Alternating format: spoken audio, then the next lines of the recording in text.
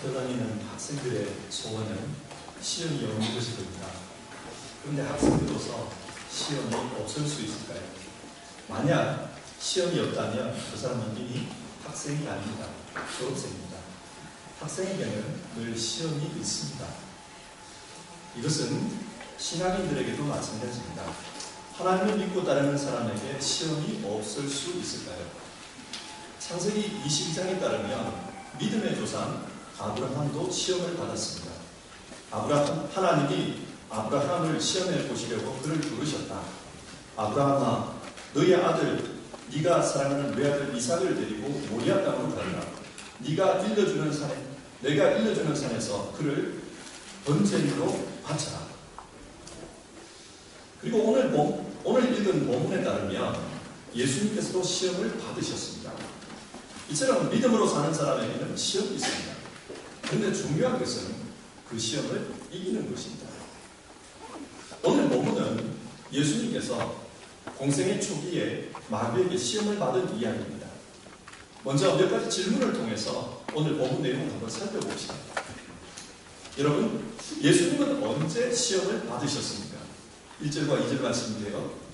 예수께서 성령으로 가득하여 요단강에서 돌아오셨다. 그리고 그는 성령에 이끌려 광야로 가셔서 40일 동안 악마에게 시험을 받으셨다. 예수님은 성령으로 충만할 때 시험을 받으셨다고 합니다. 그러면 성령으로 충만할 그때가 언제입니까? 이것은 3장에 나오는 예수님의 세례와 연관이 있습니다. 3장 21절과 22절 말씀인데요. 예수께서도 세례를 받으시고 기도하시는데 하늘이 열리고 성령이 비둘기 같은 형체로 예수 위에 내려오셨다. 그리고 하늘에서 이런 소리가 울려왔다. 너는 내 사랑하는 아들이요 나는 너를 좋아한다. 예수님께서 세례를 받으시고 물에서 올라오실 때 성령이 임하십니다. 그리고 하나님께서 너는 내 아들이다. 그렇게 주님을 인정해 주십니다. 바로 그때 시험이 시작되었습니다. 구약 성경에 나오는 욥을 한번 생각해 봅시다. 욥은 동방에 사는 의인이었습니다. 하나님께서 어느 날 하나님의 아들들에게 그리고 사탄에게 욥의 신앙을 자랑합니다. 그와 같이 순전하고 정직하여 하나님을 경외하며 악에서 떠난 자가 세상에는 없느니라. 하나님께서 욥의 신앙을 인정해 주셨습니다. 그때의 사탄이 하나님께 따집니다. 하나님께서 복을 많이 주셨기 때문에 욥이 하나님을 경외하는 것이지, 만약 그에게 재앙을 내리시면 그 또한 하나님을 떠날 것입니다. 그래서 하나님은 사탄에게 욥을 시험하는 것을 허락하셨습니다. 진짜 욥이 하나님을 경외하는지 아니면 많은 복 때문에 하나님을 좋아하는 것인지 욥을 시험하게 합니다. 이처럼 시험은 하나님의 사람으로 인정받았을 때 시작됩니다. 그리고 마귀는 그런 믿음의 사람에게 우는 사자처럼 달려듭니다. 그래서 성령이 충만할 때 하나님의 사람으로 살려고 할 때 바로 그때 시험이 찾아옵니다. 이것은 우리 역시 마찬가지입니다. 우리에게 시험이 있다면 그것은 지금 우리가 하나님의 사람이라는 증거입니다. 자, 그러면 마귀는 예수님에게 무엇을 시험합니까? 예수님은 광야에서 40일 동안 아무것도 먹지 못했습니다. 굶주렸습니다. 그런 상황에서 3절, 네가 하나님의 아들이거든 이 돌들어 빵이 되라고 말해보아라. 그렇게 시험했습니다. 마귀의 시험은 네가 진짜 하나님의 아들이냐, 그것이 핵심 테마입니다. 그리고 진짜 하나님의 아들이라면 돌로 빵을 만들어 보라고 합니다. 왜 이런 요구를 할까요? 당시 유대 랍비들은 메시아가 오실 때에 사막에 다시 만나가 내릴 것이다, 그렇게 가르치고 있었습니다. 그래서 마귀는 네가 그 메시아라는 것을 이 빵을 만드는 사건을 통해서 한번 증명해보라, 그 말입니다. 그런데 이 사탄의 말 뒤에는 교묘한 관계가 숨어 있습니다. 너는 하나님의 아들 아니냐? 따라서 네게는 능력이 있지 않느냐? 뭘 그렇게 굶주리고 비참한 모습으로 살려고 하느냐? 지금 당장 이 문제를 해결해보라. 그래서 사람들에게 네가 이 배고픔을 해결해 줄 수 있는 하나님의 아들이라는 것을 증명해 보여라. 그렇게 말하고 있는 겁니다. 근데 여러분, 이때 예수님께서 진짜 돌로 빵을 만들었다고 합시다. 그러면 어떤 결과가 초래되었을까요? 아마 사람들은 예수님에게 열광했을 것입니다. 요한복음 6장에 이와 비슷한 사건이 나옵니다. 오병이어의 사건인데요. 그때 사람들은 굶주려 있었고 그 굶주린 가운데 오병이어의 이적을 경험한 사람들은 열광했습니다. 그리고 예수님을 억지로 왕으로 삼으려고 했다고 하지 않습니까? 돌로 빵을 만들면 예수님은 인기 있는 하나님의 아들이 됩니다. 그런데 문제는 사람들의 욕구는 빵 한 번 얻어먹는 데서 끝나지 않을 것이라는 사실입니다. 오늘날 세상을 한번 보십시오. 경제 문제가 심각하면 사람들은 경제 문제를 해결해 줄 그런 지도자를 찾습니다. 그러나 경제 문제가 해결된 다음은 어떻습니까? 그 다음에 문제가 기다립니다. 복지 문제가 기다리고요. 환경 문제가 기다립니다. 사람들이 불편해하는 여러 문제들이 계속해서 따라옵니다. 그래서 예수님이 만약 돌로 빵을 만들었다면 그 다음에는 또 다른 문제를 해결해야만 했을 것입니다. 그러다 보면 예수님의 일생은 사람들의 문제를 해결하는 데 시간을 다 보냈을 것입니다. 그러면 우리에게는 구원이란 없습니다. 십자가 없이는 구원이 없습니다. 사람들의 불평을 해결해 주는데 초점을 맞추면 예수님이 십자가를 질 일도 없습니다. 예수님은 사람들에게 빵을 나눠주는 인기 있는 자선 사업가로 기억될 것이기 때문에 사람들은 절대로 예수님을 박해하지 않습니다. 그러면 결국 하나님의 구원 계획은 실패합니다. 그래서 예수님은 이것을 시험이라고 말합니다. 그리고 이 시험을 물리치십니다. 어떻게 물리치십니까? 4절인데요. 성경에 기록하기를 사람은 빵만 먹고 사는 것이 아니다 하였다. 예수님은 신명기 8장 3절의 말씀을 인용해서 시험을 물리치십니다. 그러면 신명기 8장 3절이 무슨 말입니까?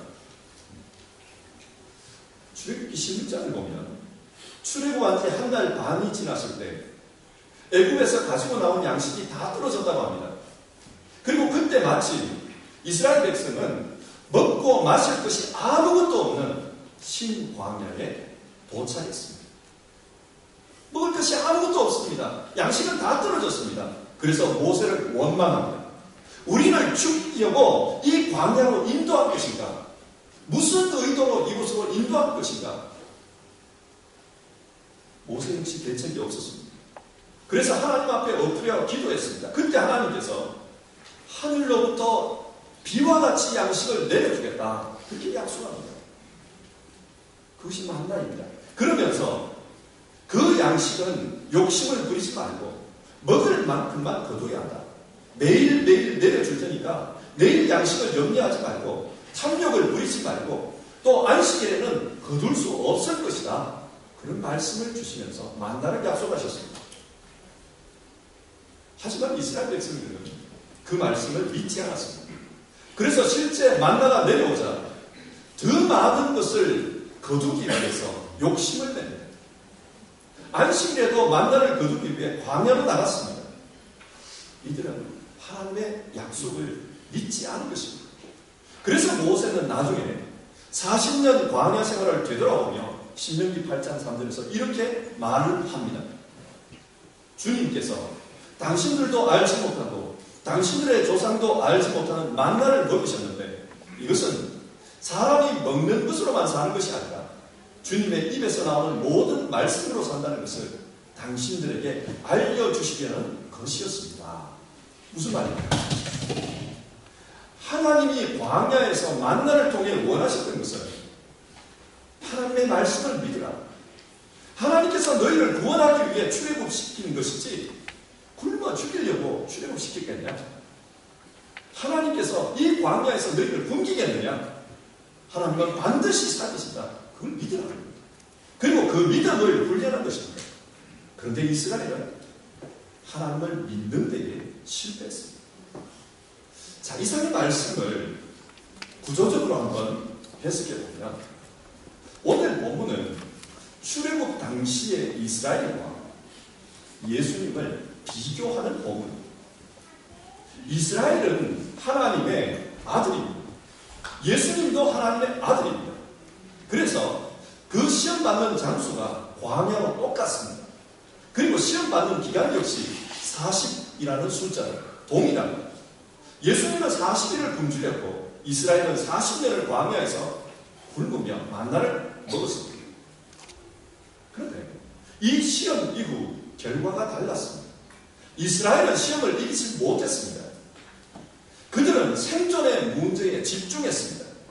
그래서 불평했고 또 불신했습니다.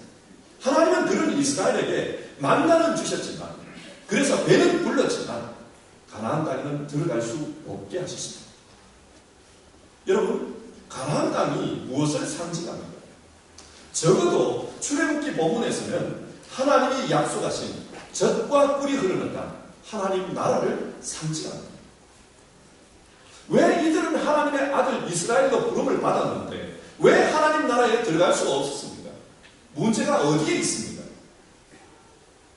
하나님께서 광야에서 원하신 것은 생존 문제를 해결하는 방법을 배우는 것이 아니라 생명을 얻는 방법을 배우는 것이었습니다.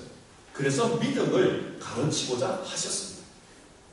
하나님께서 먹이시고 살리신다고 하셨으니 그 말씀을 믿어라. 그리고 그 말씀을 믿는 믿음으로 살면 영원한 생명을 얻을 것이다. 그것이 광야의 교훈이었습니다. 하지만 이스라엘은 그 시험에서 탈락했습니다. 그러나 하나님의 아들 예수 그리스도는 그 시험을 돌파합니다. 생존이 아니라 생명을 바라보며 하나님의 말씀을 붙들었기 때문입니다. 그러자 마귀가 물러납니다. 자, 오늘 이 말씀을 우리의 현실에서 한번 생각해 봅시다. 우리 역시 광야의 인생을 살고 있습니다.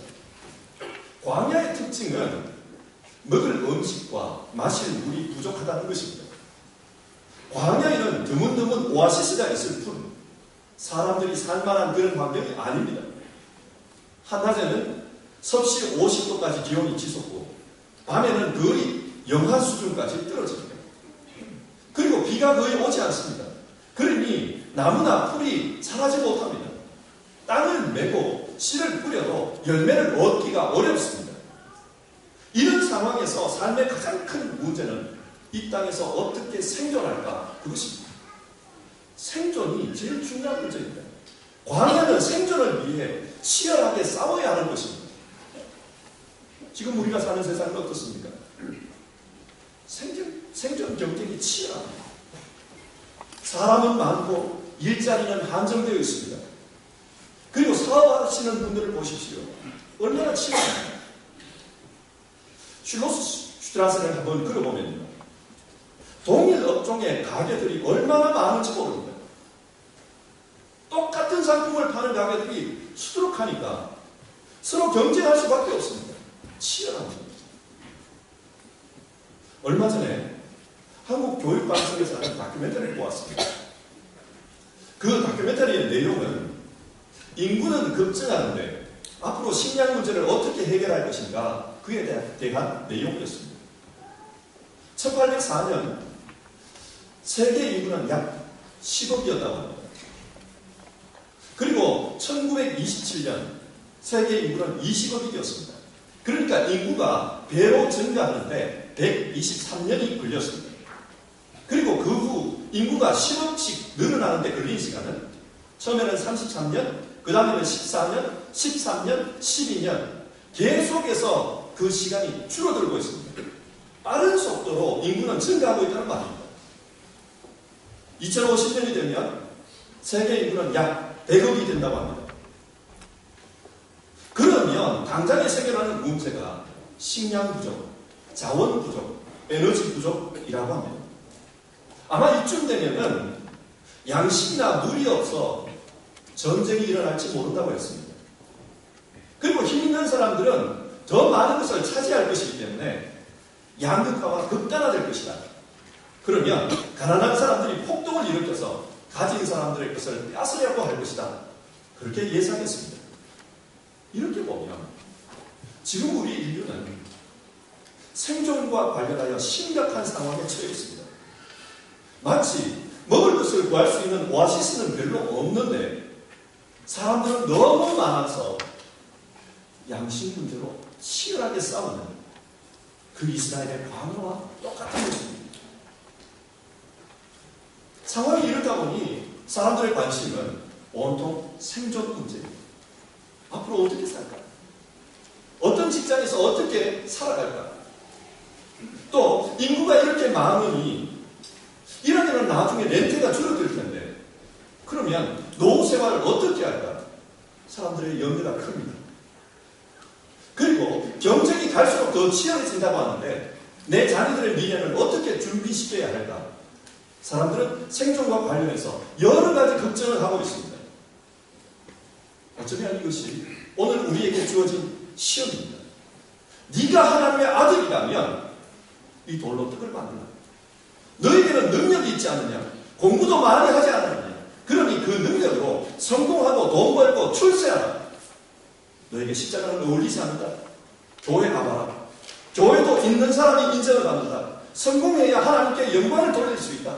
십자가 지고 지질한 모습으로 살면은 교회에서도 인정받지 못한다. 따라서 너는 성공하는 삶을 살아야 한다. 마귀는 그렇게 유혹하고 있는 겁니다. 마귀의 이런 유혹은 실제 우리의 신앙생활에서 현실이 되어버렸습니다.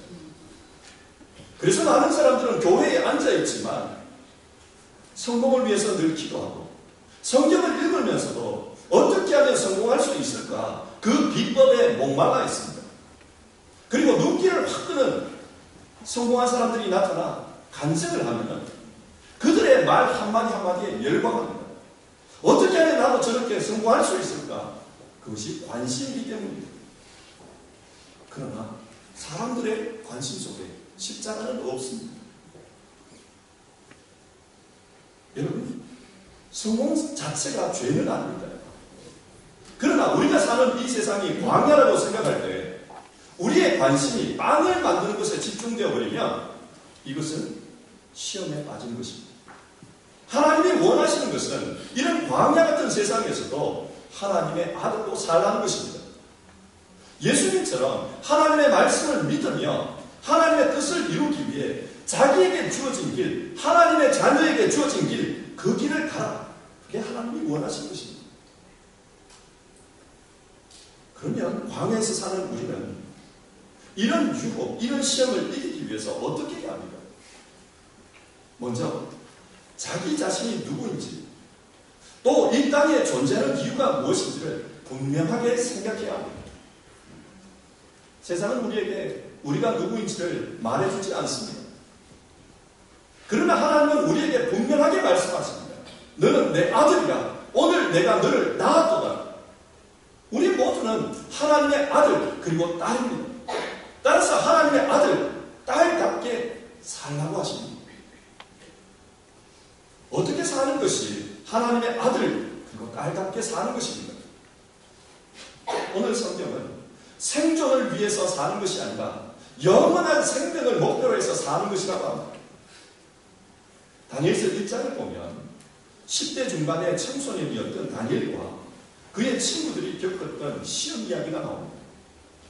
그들은 바벨론 왕궁에서 바벨론의 공무원으로 길러지기 위해 교육받고 있었습니다. 바벨론은 포로지에서 데려온 수재들을 친바벨론적인 사람으로 키워 제국을 통치하는 데 이용하려고 했습니다. 이들을 교육함에 있어서 가장 중요한 것은 바벨론 사람의 정체성을 그 안에 심어주는 것이었습니다. 그래서 이름도 교육 과정도 심지어 먹는 것까지도 바벨론식으로 싹 바꿔버렸습니다. 이 청년들의 고민은 여기서 시작됐습니다. 다른 것은 다 따라가도 내 몸을 더럽힐 수는 없지 않느냐. 이게 이들의 고민이었습니다. 그래서 바벨론 우상에게 제사하고 나온 음식을 거부하기로 했습니다.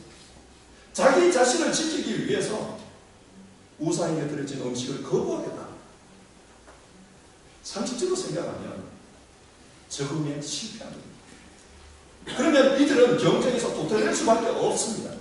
그러나 하나님은 이들에게 특별한 재능을 주십니다. 그래서 다른 어떤 이들보다 지식과 학문에서 능통했고 심지어 꿈과 환상을 해석하는 능력까지 주셨습니다. 그래서 실력이 뛰어나 왕을 가까이서 모시는 사람으로 쓰임받게 되었다. 이게 다니엘서 1장의 이야기입니다. 여러분, 하나님의 사람답게 산다는 것이 무엇일까요?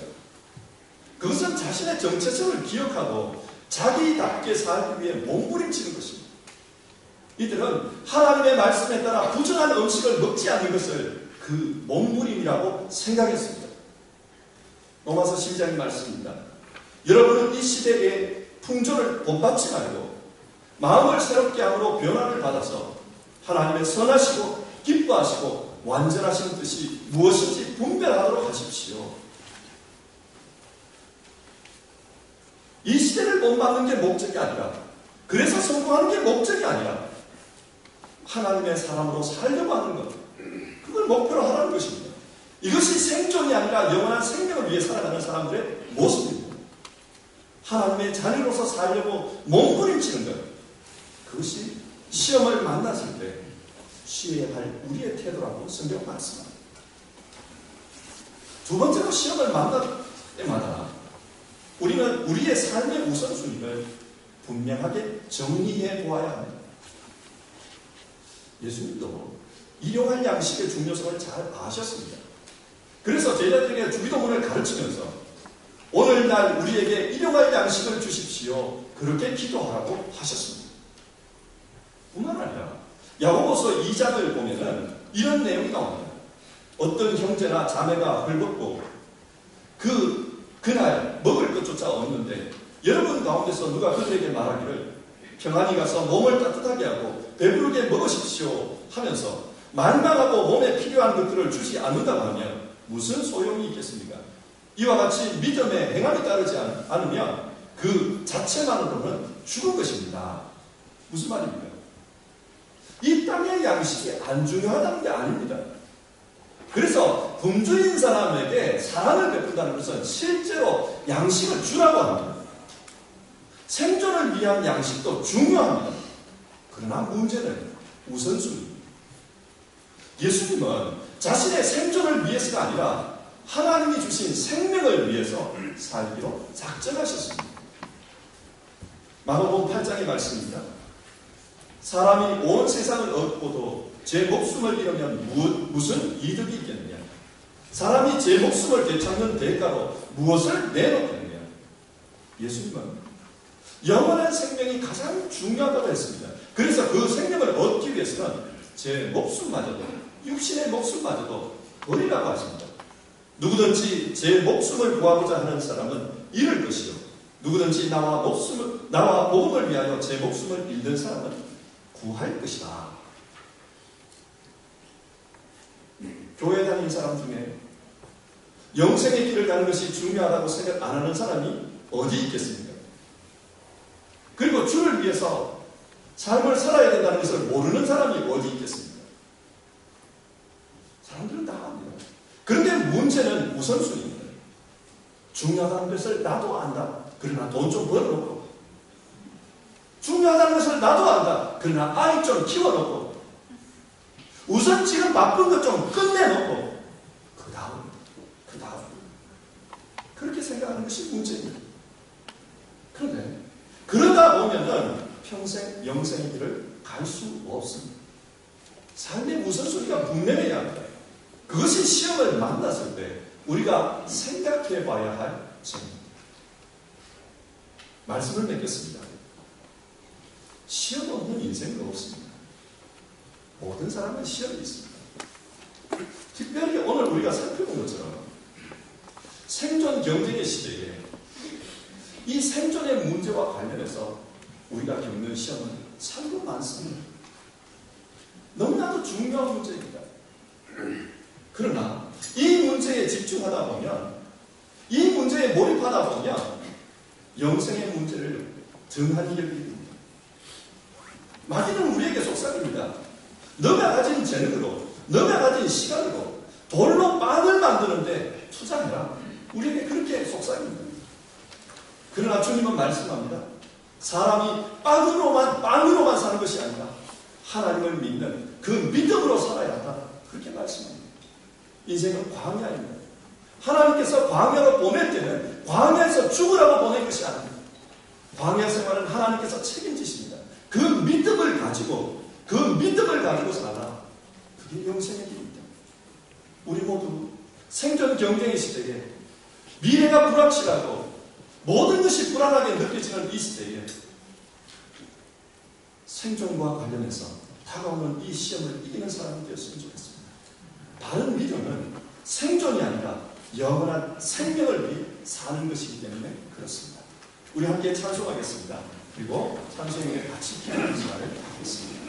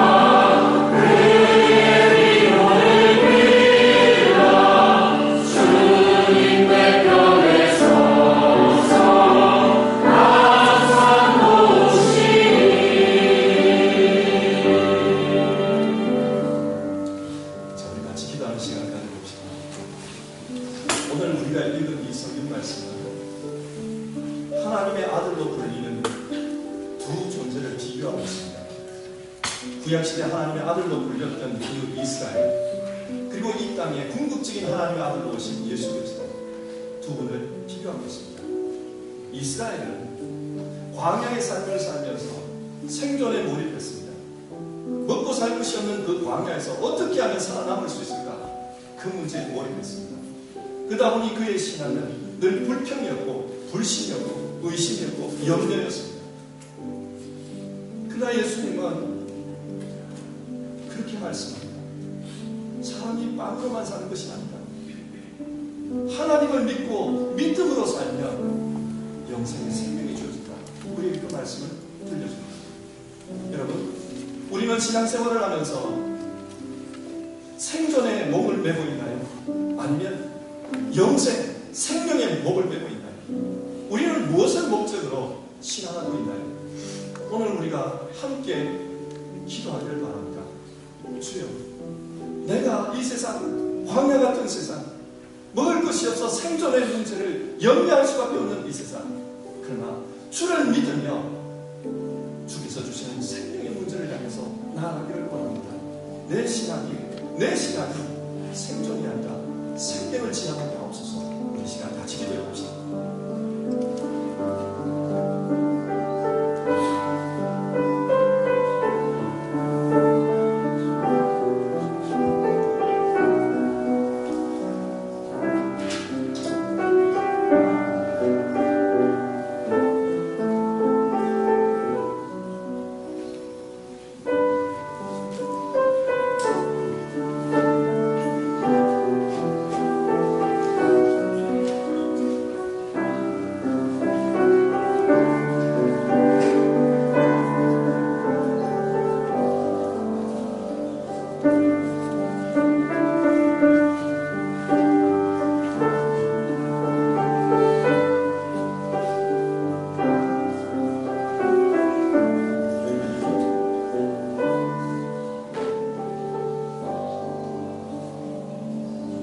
하나님 아버지, 사순절 기간입니다. 주님의 고난을 생각하며 우리의 삶을 돌아봅니다. 예수님께서도 생존의 문제와 관련하여 시험을 받았습니다. 그러나 예수님은 그 시험 앞에 생존이 아니라 영원한 생명의 길을 선택하셨습니다. 우리 역시 무한 경쟁의 시대에 생존의 염려 앞에 살지만 영생의 삶을 살아갈 수 있도록 도와주시옵소서.